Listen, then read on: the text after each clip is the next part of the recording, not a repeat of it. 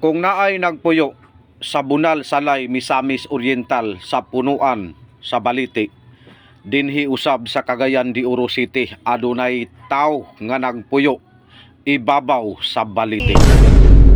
Og siya si Tatay Crescencio, nga kung sa inyo is nagdungaw kamo sa nindot kaayo nga mga talan-awon diha sa inyong balay, si Tatay Crescencio nagdungaw-dungaw lang kini sa punuan sa Balite. Ang kamag Hadlok. kay Wala mo yung katulog. so sa una de sir, asam ni ka katulog sa una gawas nga kwan? Kaya sigapin. Adya ras kasada? Okay, so may adlaw so karon na ko karon din tungod kay ko'y nakita din nga nagpuyo sa Balite. Muning gibisita po namo ni Idol Renton TV Master. So nako din sa primerong andana. Nya rin pag-abot din sa ikaduhang andana. Dinhi muni gyud ang kwarto sa nagpuyo ganing Balite nga si Tatay sa Buraw. Gato makita lisod gi kay ang kurma niyo kay pagsaka pa lang. Pero nalipay na lang siya tungod kay sa una gakatulog raman siya sa semento o karsada nga magapin og karton, pero karon mas dindot tungod kay naa siya sa ibabaw unya din safety siya. Let's go kay Pepesin.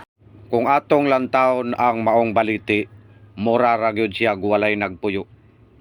Pero kung atong tutukan, diha na nato mabantayan nga aduna gyud di ay balay diha sa ibabaw sa Balite. Munang akong gitistingan kung tinuod ba gyud nga naay nagpuyo aning kahoy. Unya pag-abot nako dinhi sa punuan na mismo, ako na dayon kining gisaka kaya akong giklaro kung naa ba gyud nagpuyo aning kahuya aning Balite. Unya dayon mao ni ang porma. Ay kung atong lantawon, step by step siya padulong sa taas nga nagsubay-subay niining gamot o punuan sa kahoy.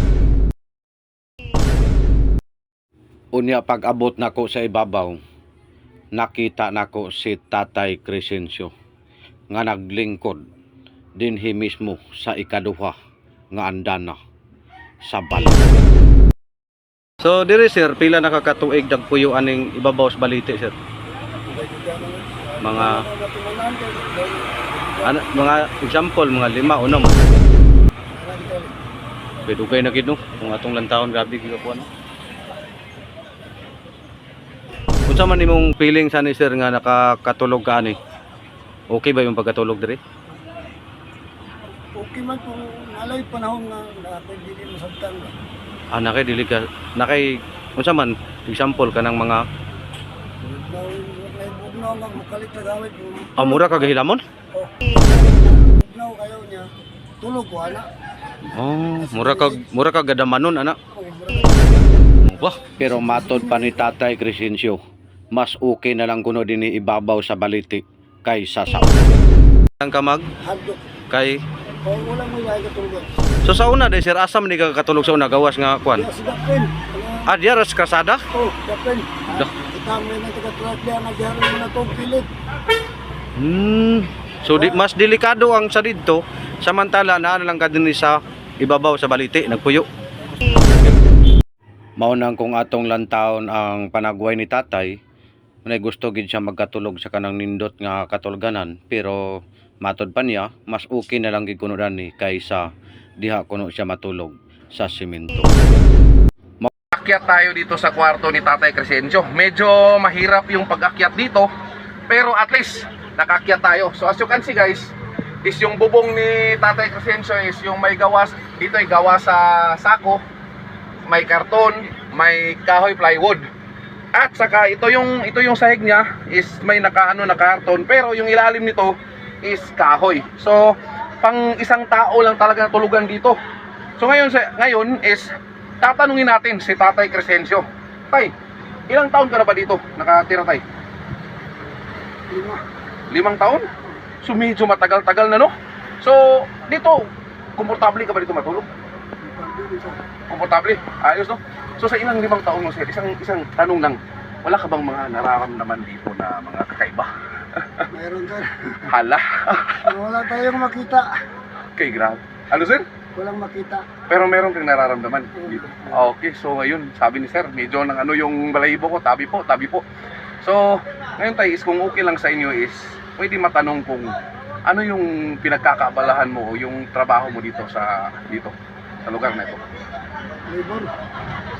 Labor na ito, tumutulong ka dito. Tumutulong sa mga sakyanan. Okay. So parang nag-a-assist ka sa mga sasakyan. Narinig ko rin kanina tayo na naglilinis ka daw dito sa paligid. Ikaw yung tumutulong naglilinis sa paligid. Okay. So at least isang araw tayo, sapat na yun, makakain. Okay. So narinig nyo. Akainin niya kung dito sa mga driver. Tinutulungan ka ng mga driver dito. Uy, magandang balita din yan, sir. Magandang balita. At least sa isang araw, at least kayang-kaya. Kakain. Okay, so yung sabi ni Tatay Crescencio, diskarte sa buhay, diskarte. So dito is, cut sa kamay. Cut na sad. Alas 9 ng gabi, tirik na yung araw. Medyo malamig pa dito sa loob ng Balite. Kasi tingnan nyo, grabe yung grabe yung mga dahon dito sa buong paligid. Tapos nasa taas tayo ng bahagi dito, kitang-kita natin yung baba. Grabe oh. Okay, ayos na ayos dito. Pero as I said, pang isang tao. Pero siguro, kung may pwede dalawang tao dito. O ba? Okay, kaya ba? Ay na, okay ra. Ano yung pagnaog na?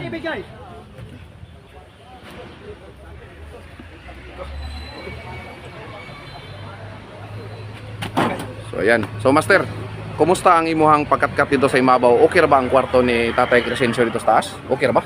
Ang kwarto niya okay ra, pero ang agianan lisod kayo. Isod kayo? So Pero dapat kuwan kita. dili ba siya alingiing dito? Di ba igang? Dito sa taas, ang imong makuha dito is bugdaw tungod sa kuwan sa Balite, Mao ba? yahang kahoy. Mao ba? Oh. Pero dili ka po yung pagkatkat? Kung alang-alang ka gid sa ginawa, buto-buto gid mong dughan. Ba? Ang So dapat dili ka dapat makainom. Kung makainom ka ha, tingnan mo. Talawa, kung nagpainom-inom ka ani, talawa hagdan ng street kayo, makatambling gi ka dito. Araw.